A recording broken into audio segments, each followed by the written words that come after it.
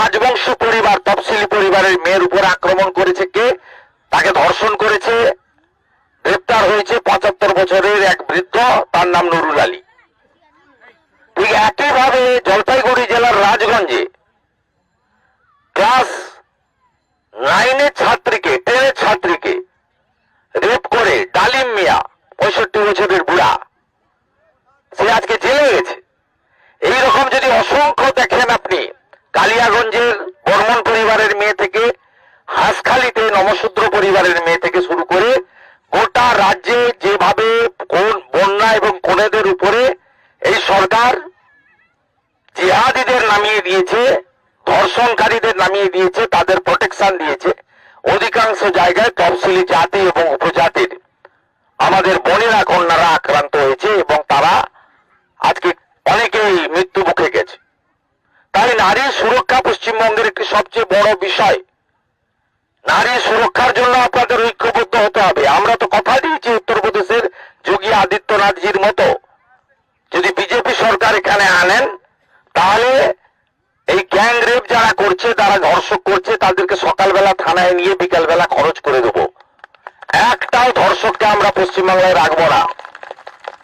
আপনাদের যে অধিকার আছে আপনারা পাবেন, কারণ মহিলাদের একদিকে যখন নরেন্দ্র মোদীজি মহিলাদের জন্য কি কি দিয়েছেন মোদীজি, তার মূল 5টা স্কিম মহিলা কেন্দ্রিক। প্রথম কি দিলেন তিনি? আমাদের মহিলাদের মায়েদের লজ্জা নিবারণের জন্য শৌচালয় কর্মসূচি তিনি এনেছিলেন স্বচ্ছ ভারত মিশনে। গোটা ভারতে 14 কোটি শৌচালয় তৈরি হয়েছে। তার মধ্যে পশ্চিমবঙ্গে 72 লক্ষ শৌচালয় দিয়েছে। আপনারা পাননি, চুরি করে নিয়েছে ওরা, কারণ তৃণমূল পায়খানাও খায়, চুরি করে নিয়েছে। এই প্রথম করেছেন। দ্বিতীয় তিনি কি করেছেন? উজালা 1 এবং 2।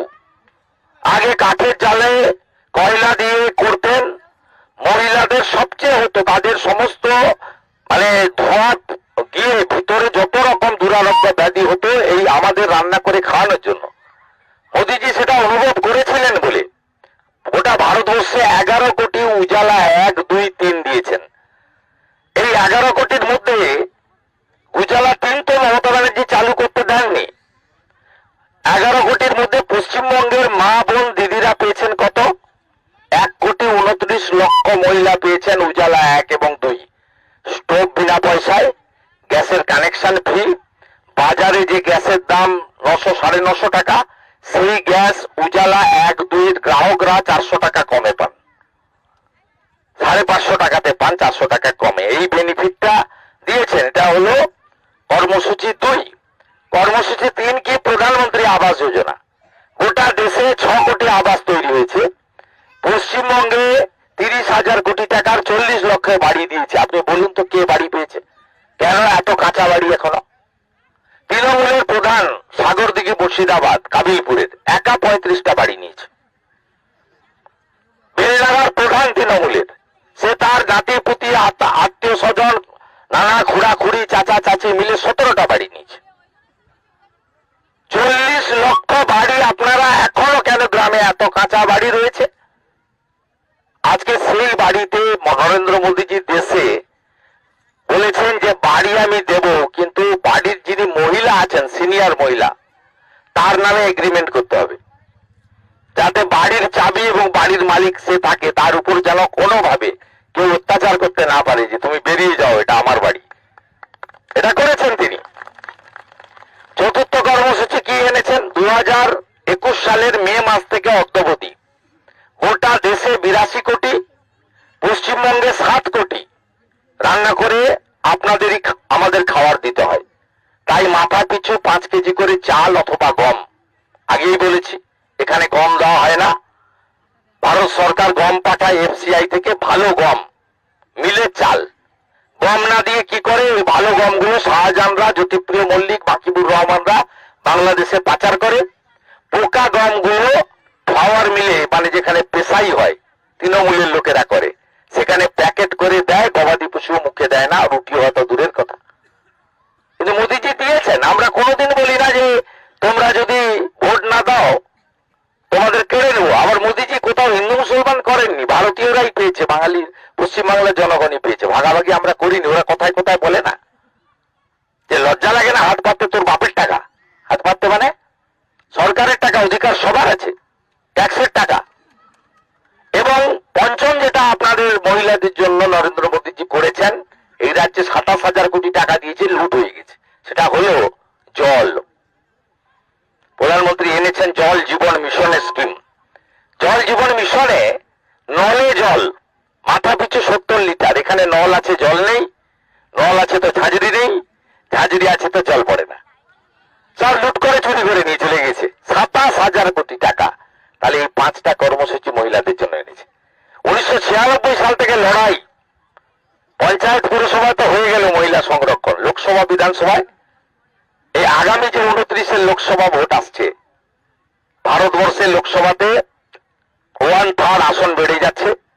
আগামী বিধানসভার ভোট এইটা নয়, 26 নয়, এর পরেরটাতে পশ্চিমবঙ্গ বিধানসভাতেও 400 হয়ে যাবে।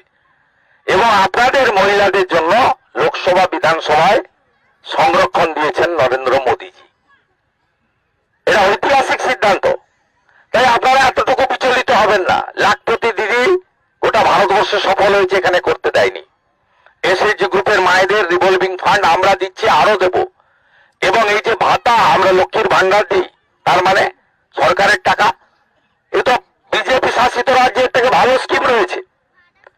আমাদের প্রথম এই স্কিম চালু হয় মধ্যপ্রদেশে, লাডলি বাহিন, এখন 2,500-3,000 টাকা করে দেয়, আসামে 2,500-3,000 টাকা করে দেয়, দিল্লিতে 2,500 টাকা দেয় দীক্ষাগুপ্ত, হরিয়ানাতে 2,100 টাকা দেয়, মহারাষ্ট্রে 2,000 টাকা মাসে দেয়।